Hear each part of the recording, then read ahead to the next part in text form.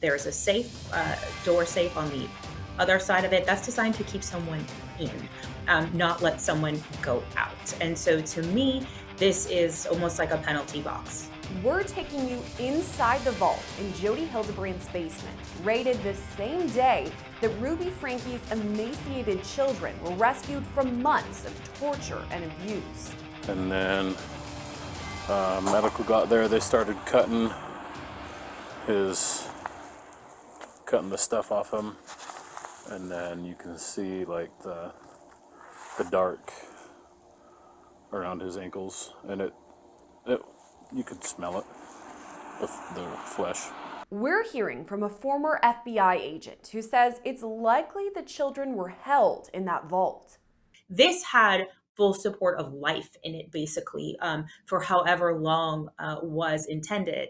You know, like I said, running water, bathroom facilities, a bed, a refrigerator.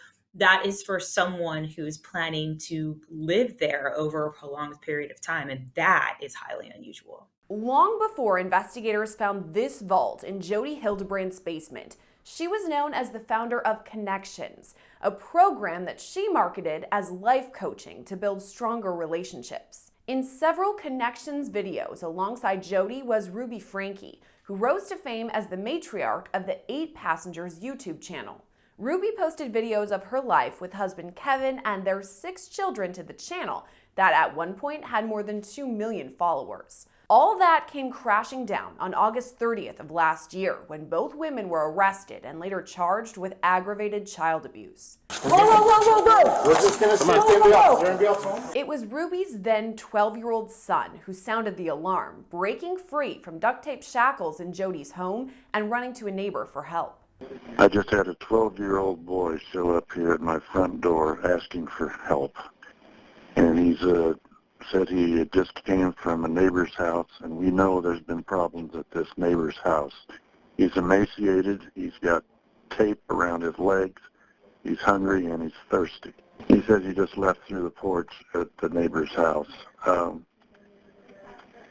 Her name is Jodi Hildebrand, and she lives 2 doors up the street.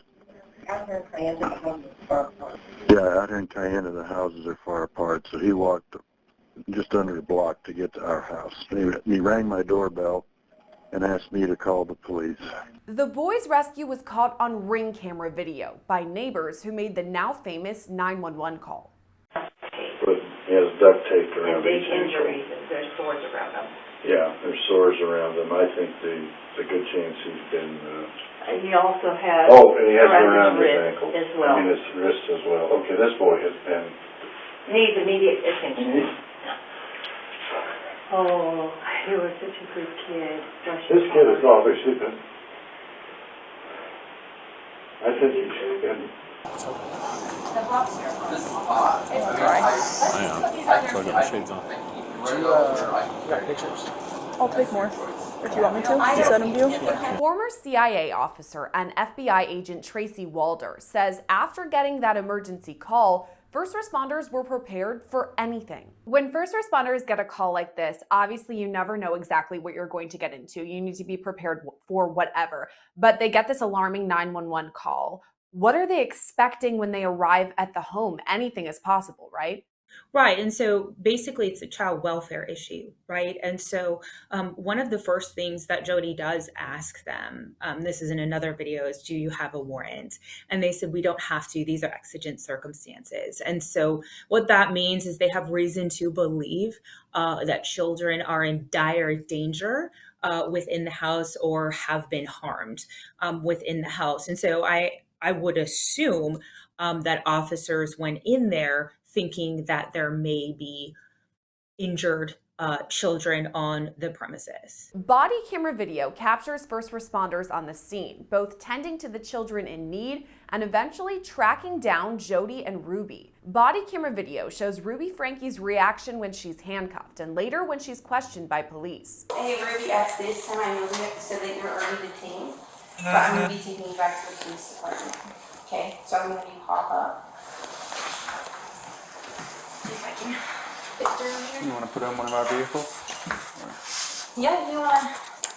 Okay, just place your hand behind your back for me. Perfect.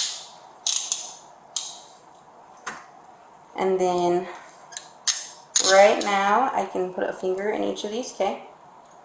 And I'm just going to double up those so they don't tighten up on you on the way out there.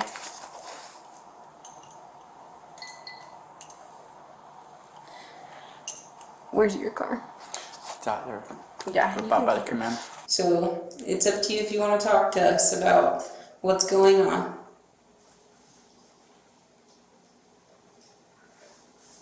Would you feel more comfortable talking to one of us?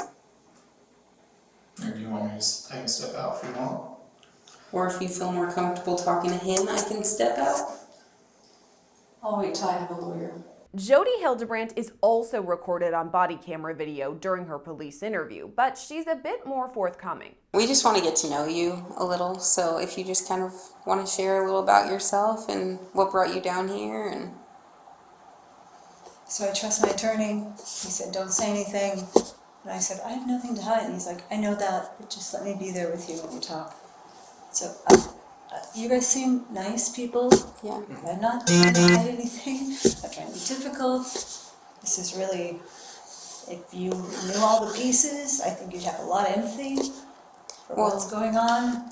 Walder says she took note of Jodi Hildebrandt's reaction when first responders raided her home. Then when you look at the house portion of it, I feel that Jodi's demeanor is interesting. If you look at her just sitting on the couch, I think she looks actually very defeated. Like she knows she's been sort of discovered. And it was Jodi Hildebrandt's home where the vault or safe room was discovered in the basement. I mean, my first thoughts were obviously on the safe. I think we expected that safe to be open, and to me, it looked like a closet gun safe, basically, is what I was expecting sort of on the other side of that. Lots of people have them, particularly in the basements of their homes, to hold long rifles and multiple weapons and those kinds of things.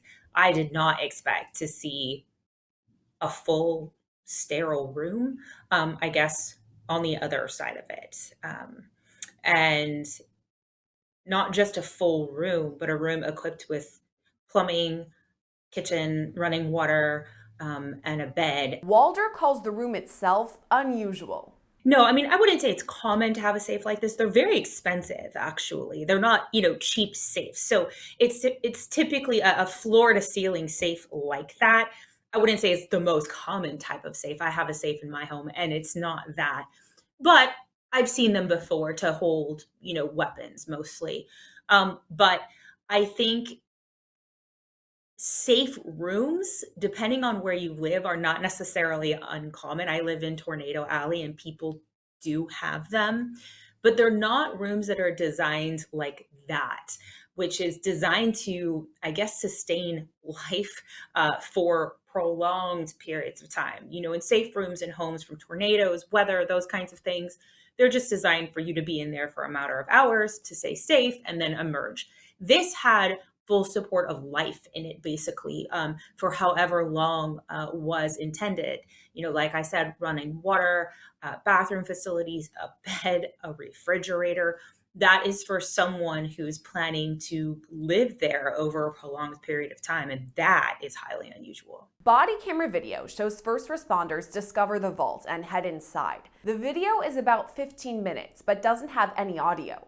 Walder says that's probably on purpose. So in my opinion, in this, and again, that's just my opinion, is if they were speaking about the minors and using their names and speaking about what happened to them, a lot of that will remain sealed because those minors do have a right to their privacy because they are under the age of 18. So if they were using their names, describing what they saw, who things may have been done to, most likely they turned off the audio because it just made it a lot easier in terms of documenting and presenting. But I'm certain that they were taking notes and those kinds of things. Video shows first responders go through the room that is mostly empty. It shows a fridge and a freezer with almost nothing inside, a Murphy bed that folds down from the wall, and a sink and toilet. They go through all of these drawers and cupboards and things, and most of them are empty. Why is it that most of them wouldn't have anything inside of them? Well, obviously there's two explanations for that, in my opinion. I think the first is that maybe it hadn't been used in quite some time. But I also think too, if this was designed as a form of punishment, they're going to have the bare minimum in terms of essentials in there. This isn't a time for someone to eat the food that they want, and be able to do the things that they want in terms of entertainment. So I think that that might be why as well. We now know that as first responders arrived to the scene, Jodi Hildebrandt was already on the phone with her attorney. Open the door!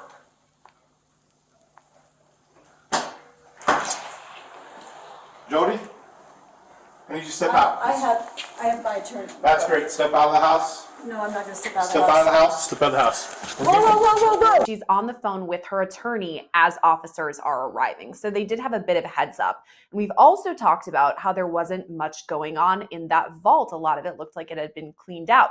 So is it possible that she knew investigators were on their way and cleaned out the vault for any incriminating evidence? You know, I thought about that too, but why leave the rope?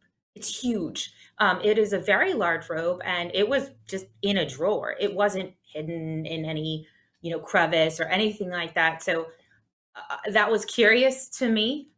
Yeah, certainly she may have cleaned up a bit in terms of evidence that she thought was glaring. Did she forget about the rope? Did she just not think, to hide evidence in that room? It's just the rope becomes a piece of evidence later, and it's so hard to miss because of where it was found. It's odd to me that she wouldn't have tried to at least hide that. The vault room is largely empty, except for rope that was found in a drawer. The rope proved to be a key piece of evidence, as investigators later determined the children had been bound. So at the time that investigators are finding this, do you think they're connecting the dots, so to speak? In my opinion, yes, because they already know that children are being held against their will, based off of the courageous kiddo that came forward.